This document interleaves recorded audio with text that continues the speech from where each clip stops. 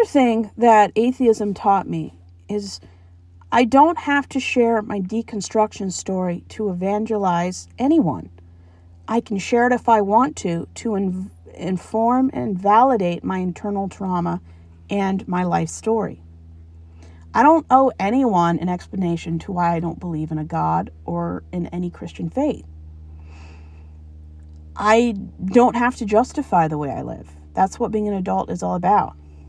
I don't need to evangelize people because there's no hell to save people from. I don't need to use my deconstruction story or my lifestyle change to validate who I am. Every day I validate myself. Now, when I do trust somebody who's open to hearing about it, my goal is not to get them to stop believing the way they believe. My goal is to explain why I changed my life. And I can share my trauma, my story, but it's not to change or fix people. It's just to have an adult conversation. And I never learned that in religion. I learned that when I went to therapy.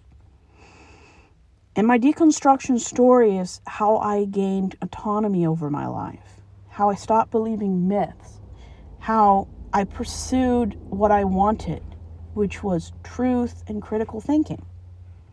And if people can't deal with that, they can't understand and don't see it as a valid way to live or believe, then that says a lot about them, but it doesn't say much about me. And I don't have to justify myself.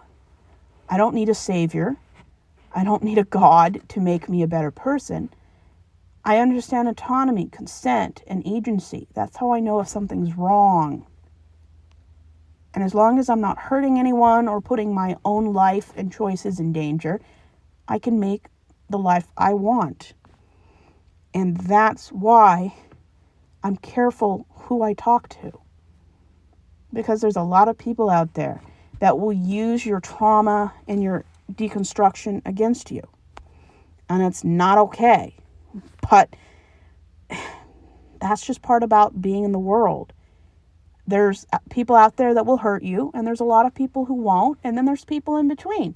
They'll help you, and then they'll hurt you. So you have to use discernment and wisdom to find the right people. And that just takes time and experience. Some of it's luck. But yeah, I don't need to use my deconstruction story like Christians use it. How Christians use their testimony to win souls, I don't need to. Because when you die, you die. There's nothing to save you from. There's no salvation required.